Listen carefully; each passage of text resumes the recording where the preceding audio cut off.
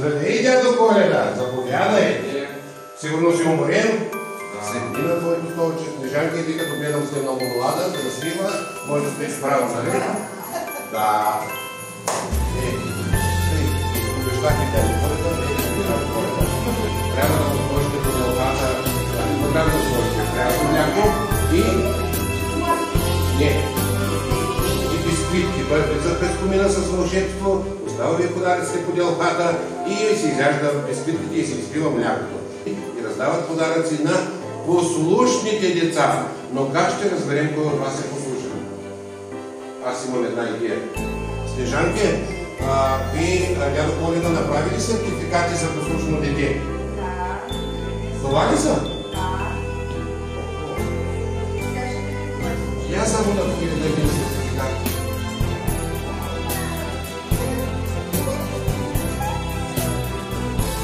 Сертификат, това означава много важен документ. Той е за вас и ще си проверите. Сертификат за послушно дете от дядо Коледа на Кирико си.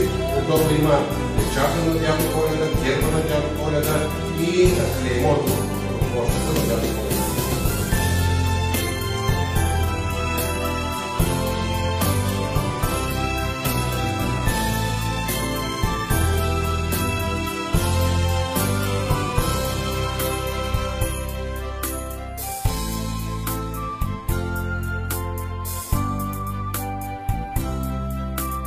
Мой сертификат не е. Аз не съм бил послушен.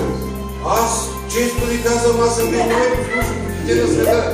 Послушен ли бях? Къде ми е сертификат? Моля ви се, дайте ми бачи сертификат. Не е много, не пошегува се, само за лицата е. Дай ръка ми бак. Дай мъртво. Обърнете се надясно, дядо Коледа да се гледа и всички знаят на него надясно. Ето, съм лечен. Не, това ли сте? Тръгваме със свой край. Вътрешния линия. И пеем порядно, нали? 3, 4. Порано, порядно, салкири си, мома. Обратно. Порано, порядно, салкири си, мома. Навътре. Салкири си, мома. Салкири знай да пеш. Салкири си, мома. Пейте, салкири знай да пеш. Горе. И... Не попляскаме! Сега, избери си ти, дядо Коледа. Стихотворение ли да ти кажем или да ти изпеем песничка? Не може да е песничка, дядо Коледа, защото всички да болят гърлата. Затова ще ти кажем стихотворение. Искам да видя дали ще улучиш, ама ти не улучиш.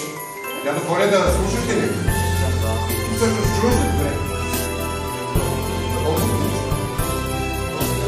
На 100? Ние да видях на 103. Обаче много младежки. Изглеждаш много млад. Добре, да не си внука на дядо Коледа, я кажи, че не.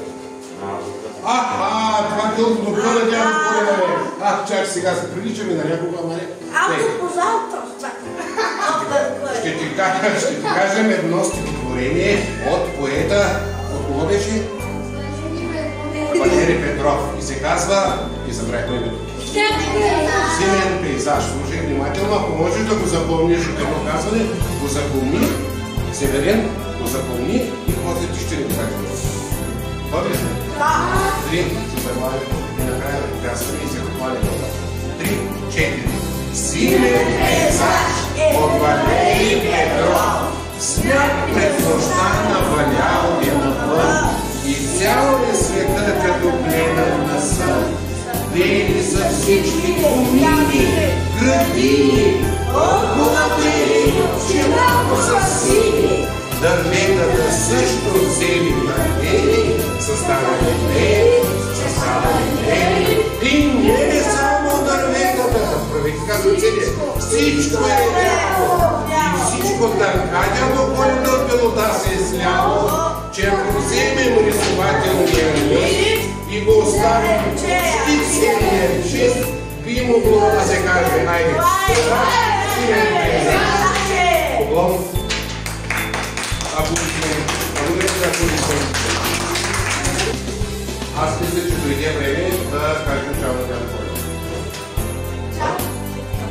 Ами, чао, ще има да бъде много места.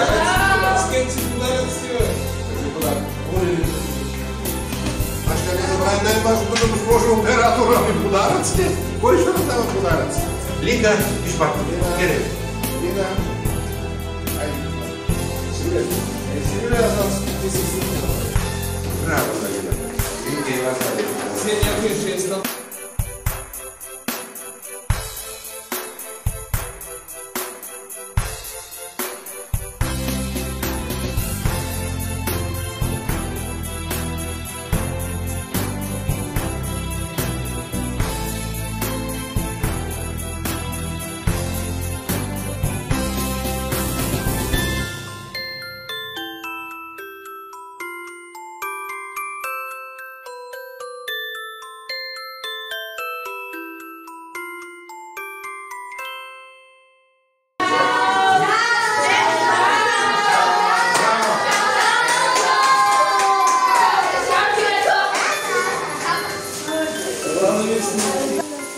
Просто да ви благодаря, че ви има.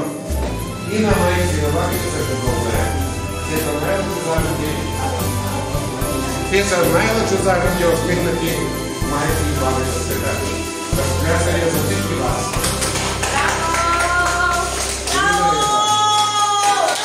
Кажете ми чао!